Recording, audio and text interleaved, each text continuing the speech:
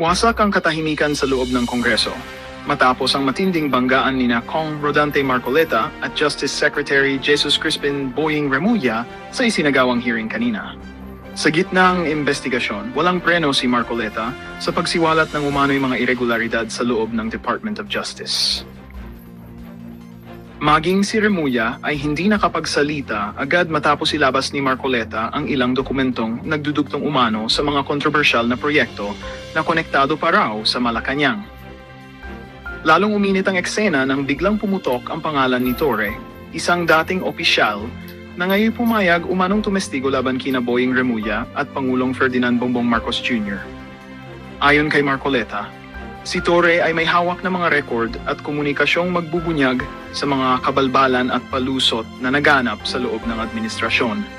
Hindi na ito tungkol sa politika, ito ay tungkol sa katotohanan, maring sabi ni Marcoleta habang dinig na dinig ang bulungan at sigawan ng mga nanonood sa hearing. Sa kabila ng matitinding akusasyon, nanindigan si Boying Remulla na walang katotohanan ang mga ibinabato laban sa kanya at sa Pangulo. Aniya, handa siyang harapin ang anumang investigasyon upang patunayan ang kanilang integridad. Samantala, pinakaabangan ngayon ng publiko ang magiging pagtestigo ni Torre na inaasahang maglalabas ng mga dokumento at video recordings sa susunod na pagdinig. Siguradong mainit na naman ang mga susunod na araw sa politika ng bansa.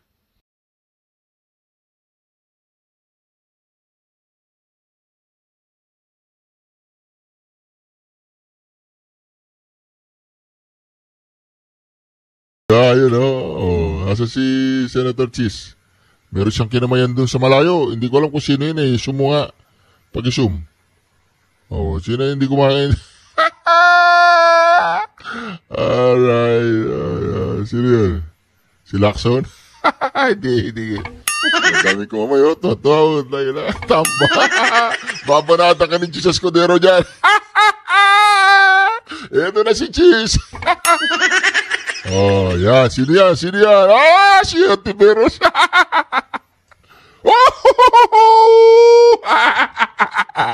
Si Antiveros kumamay. Pagkatapos ng nilati ko si Tamba, kumamay si Antiveros. Ano nangyari, Antiveros? Nararamdaman niyo na ba ang pagbagsak ni Tamba Luslos at ni Bongbong Marcos? Balita ko, wala nang laman yung kongreso eh. Wala nang laman yung kongreso. Nagtatago na lahat. Ayun, si Subiri. Diba? Nako. Ready to resume, President. Session is resumed. President, I move that the speech of the gentleman from Sorsogon.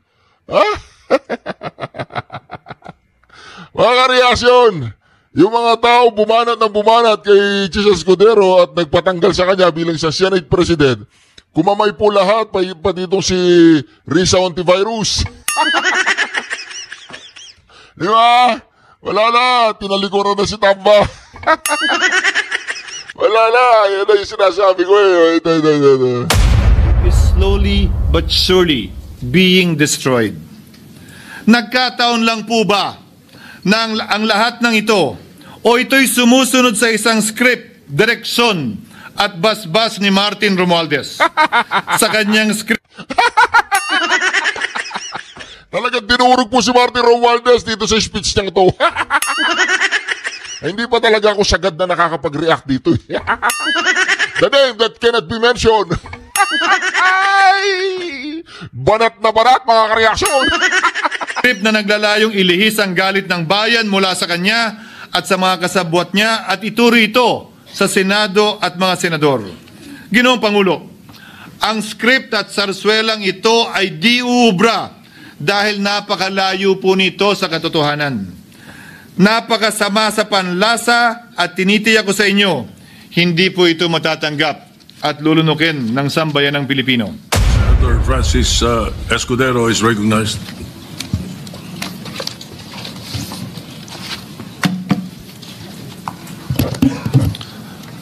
Thank you, Mr. Senate President. Thank you, distinguished Majority Floor Leader. I rise to make a brief manifestation in response to the events of recent days. Ginoong Pangulo, meron po tayong kasabihan sa wikang Pilipino. Kapag nagturo ka ng daliri sa iba, may 3 daliri na nakaturo palagi pabalik sa iyo. Tama ba yun? Tingnan natin. 1, nakaturo. Ayun, 3 nakaturo. Sino yung 3 na yun? Si Saldico. Ha? Si Saldico. Sino ba? Si Dog Gonzales. Sino ba? Si Suarez. Marami yan. Hindi lang 3 yan. O, ano yan? 8. Si Bongbong Marcos. Si Lisa Araneta. Dami yan. Sa mga nakaraang linggo, malinaw na nililihis ang galit ng taong bayan tungkol sa mga ghost at substandard flood control projects mula sa mga totoong may kasalanan patungo sa Senado at sa ilang mga miyembro nito.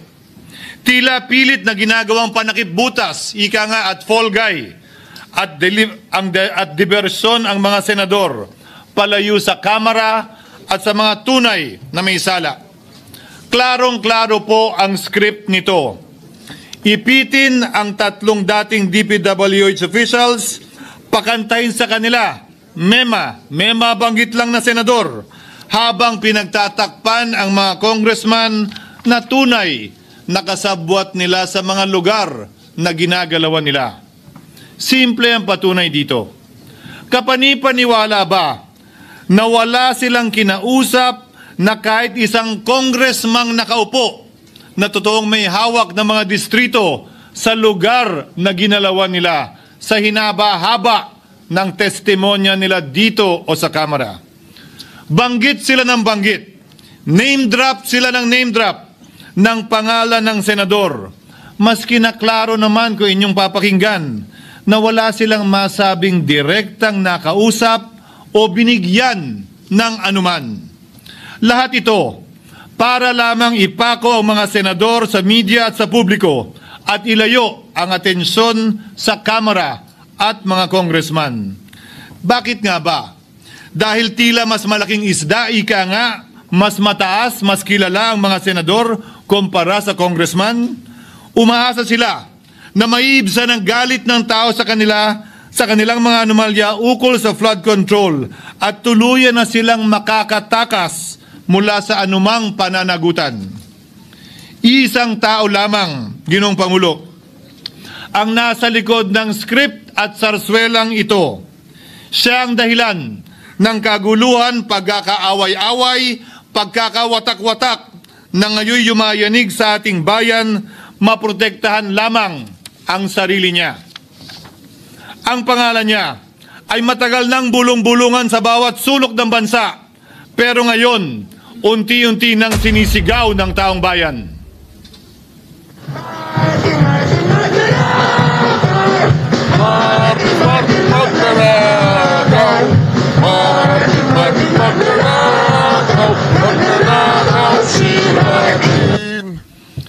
Pero Ginoong Pangulo, minamahal kong kasamahan, bakit tila sa Kamara, dito mismo sa Senado at sa ilang media ay hindi pa din nila kayang sambitin ang pangalan niya?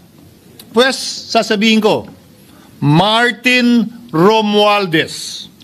Minsan ang binanggit ng mga diskaya ito mismo dito sa Senado, ang kanyang pangalan. Pero agad itong pinabawi nung humarap sila sa Kamara. Ngayon yung Kamara, wala na daw tao. Nagtatago na lahat ng congressman. Binanggit ni Master Sergeant Gutesa ang kanyang pangalan. Pero ultimo notaryo, natunto nila at pinabawi nila ang pagnotaryo. Buti na lang, huli na't nasabi na niya ang pangalan ni Martin Romualdez na pinanumpaan dito mismo sa ating Blue Ribbon Committee. Hindi ba't si Ginoong Gutesa hindi ba't si Sergeant Gutesa lamang ang bukod tanging testigo na walang kinalaman, hindi sangkot sa flood control issue, walang hininging immunity, deal o proteksyon kapalit ng kanyang pagtestigo? Siya ang kauna-unahang nagtestigo na personal na naghatid ng pera sa bahay mismo ni Martin Romualdez. Ang salaysay niya, Ginoong Pangulo, ay kumpirmasyon ng matagal nang isinisiwalat ni Congressman Chanco at Mayor Magalong kung sino ang ulo sa paglilimas sa kaban ng bayan na ating naririnig na rin. 13,803,693 with Congressman Saldico as proponent. For the record, ang binabanggit po nating Representative Elizaldico, siya po yung chairman ng House Appropriations Committee. Walang kaduda-duda yan. Ito nga, hirap na hirap silang banggitin pa yung isa sa mga mastermind nila dyan, si Saldico. Hirap na hirap pa silang banggitin. May isa pang mas mataas sa kanya? Hindi naman gagalaw yun kung walang siyempre hindi naman gagalaw yun kung walang pahintulot yung mas mataas sa kanya. Just the House Speaker. Ginoong Pangulo, pahintulutan niyo po ako magkwento ng konti upang patotohanan ang mga salitang ito. Taong 2023 nung tinalaga si Ginoong Kiko Laurel bilang kalihim ng kagawaran ng agrikultura. Bilang suporta sa kanyang mandato, tinanong ko noon ang isang simpleng katanungan sa budget process natin. Bakit mas malaki ang pondo ng flood control kesa sa agrikultura? Why is it that the budget for flood control is bigger than the budget of the Department of Agriculture or the agriculture sector as a whole? The fifth biggest allocation, not even a department, is flood control, and allocating a measly 31 billion for irrigation, for rice. Why? Pagkatapos po noon, tinulungan ko siyang bawasan ang flood control budget at idagdag sa 2024 budget ng Department of Agriculture. Aniya, tumawag daw sa kanya si Congressman Zaldico dahil pinapatanong daw ni Speaker Romualdez, bakit binawasan ang pondo ng flood control?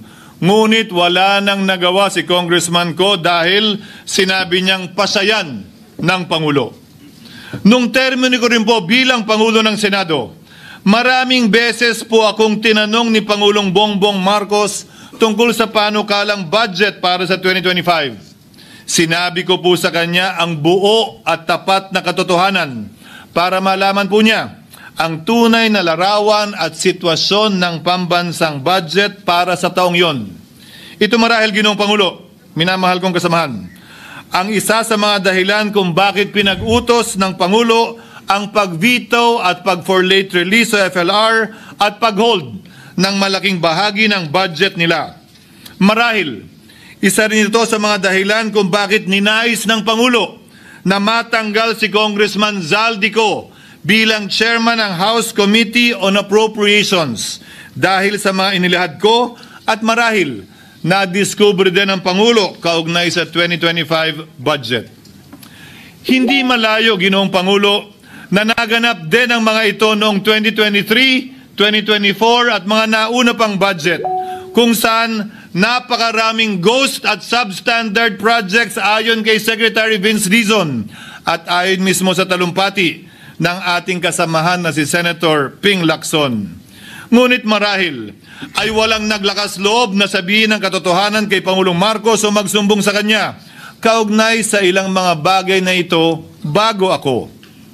Nais ko din pong kumpirmahin ang sinabi ni Congressman Toby Chanco na ang pag-file ng impeachment complaint laban kay Vice President Sara Duterte ginamit na paraan ni Speaker Romualdez para mag-release ng pondo nila na naka-FLR or for late release bago mag-eleksyon. Maski na alam po niya na hindi po ito kayang talakayin ng Senado hanggang sa Hunyo pa mula nung simula.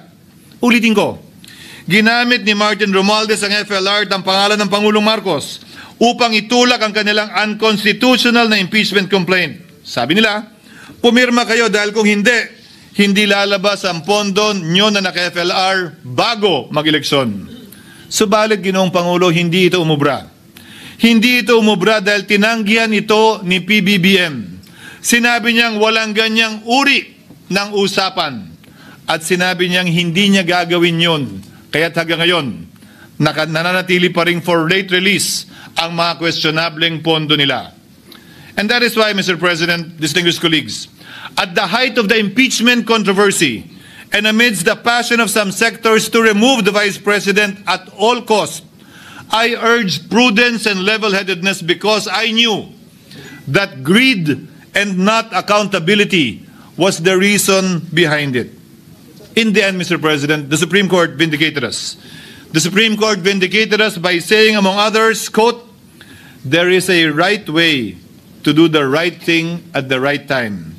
This is what the rule of just law means." Close quotations. Ginoong Pangulo, sinisi po sa akin ni Speaker Romualdez ang pagkakatanggal kay Congressman Zaldico. Sinisi po niya sa akin ang pag-FLR or for late release ng kanilang mga proyekto. Sinisi po niya sa akin ang pagkakadismiss ng impeachment complaint laban kay VP Sara na nakikita niyang makakatunggali niya sa susunod na halalan. Sinisi din niya po sa akin ang pagkakasira ng kanilang maitim na balakin sa 2025 budget na nagawa nila ng walang balakid na mga nagdaang taon. Ginoong Pangulo, naging tapat ako at ginawa ko lamang ang aking tungkulin. Kung ano ang tingin kong tama at nararapat para sa bansa at sa sambayanan. Subalit, sa kabila po nito, nagsimula na ang lahat ng bira, paninira at kaso laban sa akin at sa Senado. At ang nasa likod ng lahat ng ito, walang iba kung hindi si Martin Romualdez.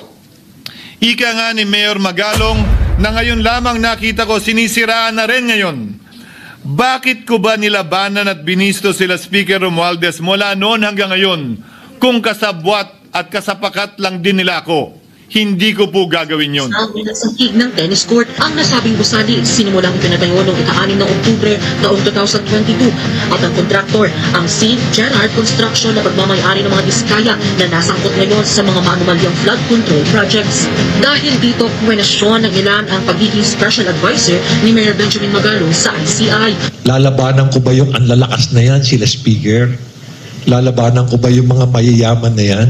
Kung ako'y bulok, I fought for what is right. Ano nga ba ang ginawa nila sa akin? Una, hinalungkat ang isyo ng campaign contribution na tinanggap ko mula sa isang individual na may-ari ng kumpanyang nakakuha ng kontrata sa gobyerno. Inipit niya ang budget ng COMELEC sa Kamara dahil dito at binusisi ang di umano kaso kong ito. Subalit, Ginoong Pangulo, tulad ng sinabi ko sa simula ng aking talumpati, kapag ka nagturo ka ng daliri kanino man, may 3 daliring nakaturo pabalik palagi sa iyo. Anong nangyari? Hindi ba't biglang may lumabas na ulat ng PCIJ na ang dami naman palang opisyal, hindi lang senador, mas mataas pa ang tumanggap din ng ganung uri ng kontribusyon noong 2022 elections? Ang tanong ko ay simple. Kung legal at walang mali sa ginawa nila, edi dapat legal din at tama ang ginawa ko.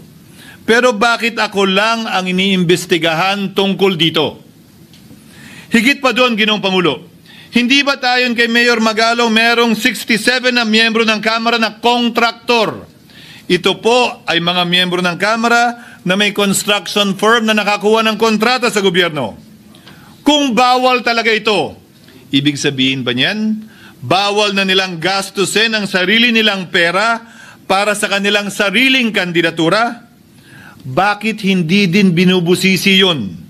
Bakit hindi inaalam yun? Ako lang talaga? Pangalawa, inintriga ni Martin Romualdez ang dating liderato ng Senado dahil sa pagkakaupo at pagdinig ni Senator Marcoleta sa Blue Ribbon Committee dahil marahil sa pananaw niya ay hindi siya safe kay Marcoleta. Ngunit, Ginoong Pangulo, sa hindi niya inaasahang pagkakataon, nung araw ding yun, nagsalita ang mga diskaya, pinangalanan ng 17 congressman na kasosyo niya, kabilang ang pagbanggit na naman ng pangalan ni Martin Romualdez.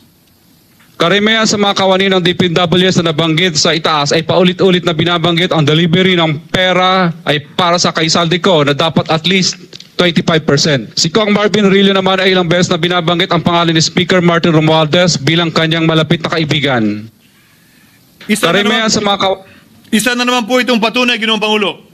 Kapag ka nagturo ka ng daliri sa iba, may 3 daliring nakaturo pabalik sa'yo. Pangatlo, sa pagdinig ng Blue Ribbon Committee kung saan ni-name drop ako ni Yusek Bernardo, bagaman inamin niyang personal na mismo na hindi niya rekta kung nakausap o binigyan ng anuman, bigla namang tumestigo si retired Master Sergeant Gutesa at muling pinangalanan si Martin Romualdez na hinahatiran daw niya ng pera sa mismong bahay nito. Ang bawat malita ay may lamang humigit kumulang 48 million pesos. Kalimitang dinadala sa bahay ni Congressman Saldico, ibababa lamang namin ay 35 malita para i-deliver sa bahay ni House Speaker Martin Romualdez. Gamit ang script niya sa pagturo sa akin, ayan na naman. May 3 daliring nakaturo palagi pabalik sa kanya tuwing ginagawa niya yan. Ulitin ko po for the record, Ginoong Pangulo, ang sinabi ni retired Master Sergeant Gutesa. 35 maleta ng pera na naglalaman na mahigit kumulang 48 milyong piso bawat isa o kulang-kulang 1.7 billion pesos sa isang delivery. Ay di umano hinatid niya sa iba't ibang bahay, sa iba't ibang pagkakataon ni Martin Romualdez. Subalit, sa kabila ng lahat ng ito, hindi ba nakapagtataka? Bakit hindi sinasama si Martin Romualdez sa anumang investigasyon? DOJ man, NBI man, AMLAC man. No ako po ay pinuntahan, no ako po ay dumalo sa imbitasyon ng ICI bilang resource person, binanggit ko at tinanong ko din ito sa kanila. Ganito ba katindi ang kapangyarihang hawak ni Martin Romualdez? Na bagaman hindi siya speaker, tila the name that cannot be mentioned pa din siya at nagagawa pa din niya ang nais niya kaugnay sa isang mapamiling hustisya o selective justice. Halimbawa, bakit ang daming kondisyon bago ipasok ang mga diskaya na nagpangalan sa maraming congressman sa witness protection? Pero pag si Alcantara, Hernandez at Bernardo, walang ganong kaparehong kondisyon. Bakit hiniling agad ang freeze order di umano para sa asset ng mga name drop na senador? Pero maliban kay Congressman Zaldico na mukhang nilalaglag na nila, ni isang congressman walang request para sa freeze order. Pagdating naman kay Martin Romualdez na dineliveran ng bilyong piso sa bahay mismo niya, ang sabi ay, quote, "We will work on it lang." Bakit interesado ang lahat sa 6 na senador na idadawit di umano ni Bryce Hernandez na handang-handa tayong alamin sana kung sino-sino sila para mapagpiestahan natin sila? Pero nung sinabi ni Bryce na hindi pala senador, kung hindi kongresista lamang ang papangalanan niya, aba, biglang naglaho ng parang bula ang atensyon. Parang wala na nagtanong. Parang wala nang interes para alamin, sino-sino nga ba yung mga yan? Kung ako po yung tatanungin nyo, alam ko merong 6 na senador eh. May nagtatanong sa akin, bakit wala si Cheese? And my answer to that is, I'm almost sure, no, probably hindi ma-mention si Cheese simply because walang insertion doon. Sa Bulacan. Escudero, wala doon. Hindi po senador yung laman nung computer ko. So fake news yun, ha? May 6 na senador na nunumbrahan mo daw. Mga congressman yung nasa computer mo. Yes, yung nasa computer ko po, congressman po. Okay, thank you.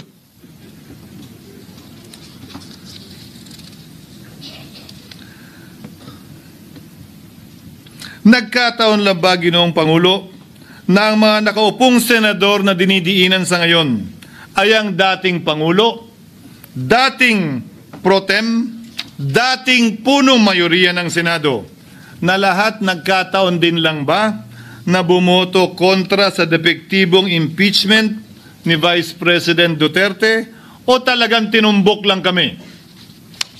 In other words, Mr. President, are we truly for transparency and accountability, or are we merely offering a politically convenient sacrificial lamb in an attempt to appease the rage of the people?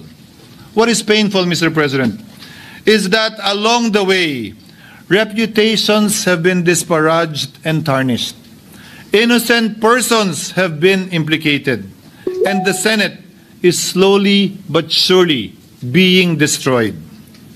Nagkataon lang po ba na ang lahat ng ito o ito'y sumusunod sa isang script, direksyon at basbas ni Martin Romualdez? Sa kanyang script na naglalayong ilihis ang galit ng bayan mula sa kanya at sa mga kasabwat niya at ituro ito sa Senado at mga senador.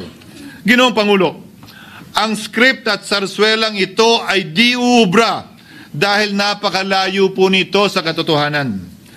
Napakasama sa panlasa at tinitiyak ko sa inyo, hindi po ito matatanggap at lulunukin ng sambayanang Pilipino. I've been in public service for 27 years. I've never been accused nor charged with corruption. This is the sterling record which they are trying to tear down, and I tell you, they will not succeed. I will